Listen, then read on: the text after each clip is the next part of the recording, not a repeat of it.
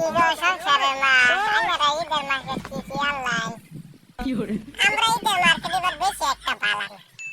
এখন দন্দরানির মতো আপনি কি কাপড় চোপড় কিনলেন এবারে তো? আমি কিনছি, বহুত কিনছি। কি আনছো?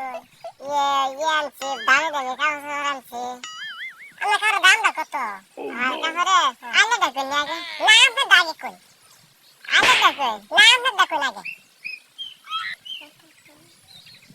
আমি আনছি 350 সাড়ে 300 দামছো? আল্লাহ কত আনছি?